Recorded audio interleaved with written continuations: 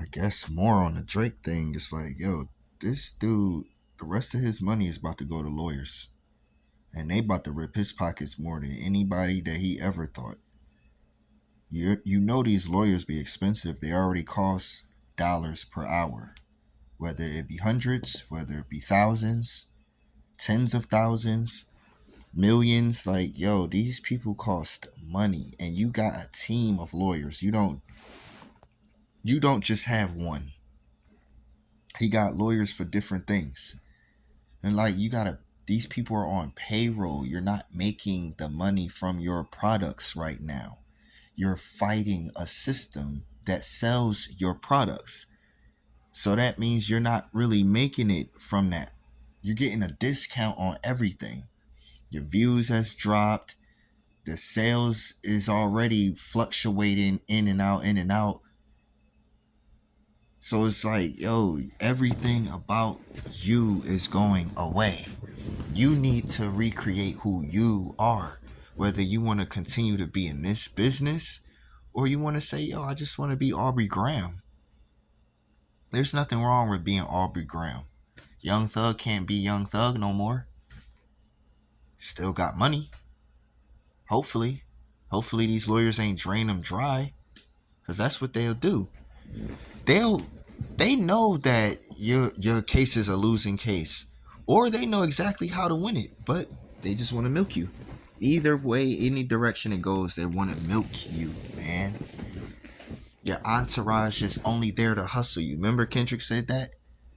You sent cease and desist on the Like That record. Oh, what? You ain't like that record?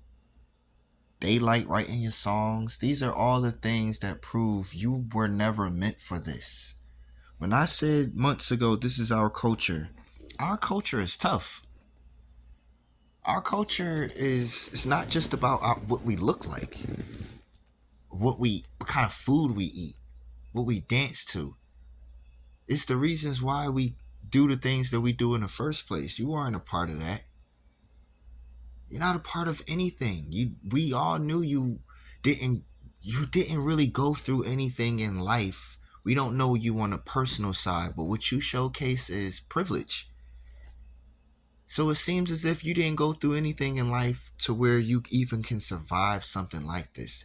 Then you came into the game young in the TV part. Then you wanted to do music. Nobody wanted you. That was sign number one. You had to get with somebody that basically give a chance to anybody. But they knew exactly what they wanted to do with you. When I first saw Drake when I was younger, I looked at this guy like he looked like he is going to be the puppet of puppets. And then once Meek Mill exposed the whole writing thing, it was like, okay, that's the icing right there. That's it. May have been 12 years ago, but I mean, think about that. You had about 3 years in your career before you got exposed as not even performing your own material. Then we find out 12 years later, it's true. Oh, snap, Daylight is behind this. Quentin Miller is behind this. This other person, that person, this person, that. It's like, dang, bro. You are the plant of plants that has withered. You're withering. And it sucks because the only thing he really had to do was take the advice. Y'all tried to say Joe Budden was the hater. Joe Budden is this hater. Joe Budden is this hater. He's washed. He's old. He don't know what he's talking about. He's just jaded from the music business. We kept telling y'all, well, he has right to be jaded from a destructive business. Then he tried to expose it. He created an entire podcast surrounding information about the music business and how to navigate. Even if he says it in a brash, harsh way, he still say it. He still gives the information. It's the same thing with Kevin Samuels when he was talking to men and women. He say it in a way that you don't want to hear, but the information is needed. Y'all called Joe Wash and a hater all of these years, and look how it come around though. Shout out to Low Deluxe. But look how it come around. And you write all of your accolades, make it so the universe make it so you come right back to me. Oh my God, that bar hits home so much now. It's so much. Signed to a nigga that signed to a nigga that said he was signed to that nigga. Kendrick and Pusha T said that. Joe said it. Everybody has been trying to tell you for years that, hey, bro, you are not in control of the career that you think you're in control of. You don't have the power that you think you have. The fame is being bought, sold to you. They are pimping you, using you to the highest degree. They did the same thing to Ja Rule. We seen what happened when somebody like 50 Cent got in touch with Ja Rule. Ja Rule is no more.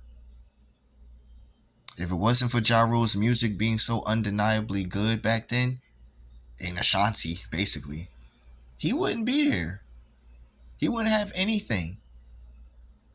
You know how much he owed to Ashanti? I don't care what y'all think they did for her. He did absolutely way more for him because her career is fine. It's sad. It's like they literally took Ja Rule as a joke. Now look at Drake. Now look at Drake. You wanted to be Michael Jackson so bad. You know what's funny? When Mike got the biggest deal that you'll ever hear of in music history, they said they'll never invest in another celebrity the way they did Michael Jackson. They said that. Y'all thought it was BS. Nobody probably knows what I'm talking about. I know what I'm talking about because I seen the magazines. I heard the interviews of execs. The most researched star in the world, and today y'all just ignore all of the things that Michael went through in this industry.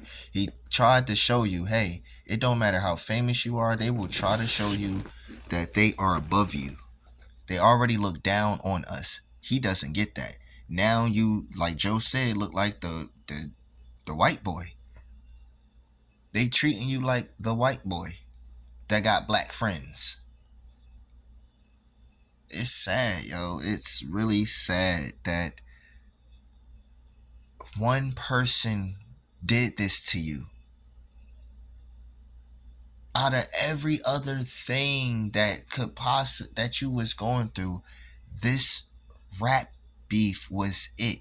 And you know why? Because finally everything is exposed as true. And your fan base is not bigger than the world. It's not bigger than the world. And your fan base is not the one employing you. They just consume. And most of the time, your fan base is consuming for free. You gotta think about that, man. Like, yo, this game is rigged, it's dirty, and don't believe anything you see. Especially these stupid numbers that he loved bragging about so much. Numbers this, numbers that. It's the same thing with Hitman Holla. Y'all brag so much about numbers that don't pay you. If you just look up how much YouTube pays out per stream, per view, you know how many views you gotta get to get $1? So imagine, like, yo, y'all be getting, oh, I got 10 million views, I got 100 million views. That don't equal out to anything. Nothing towards the advances that you guys be getting. You get a $40 million advance and think that, oh, this hit song is going to get that. What? Yeah, do research, especially on streaming, since y'all obsessed with the numbers so much. Don't let celebrityism fool you into believing you're bigger than the world. You're not a god, you're a human being that's kind of famous to about a tiny percentage of the planet.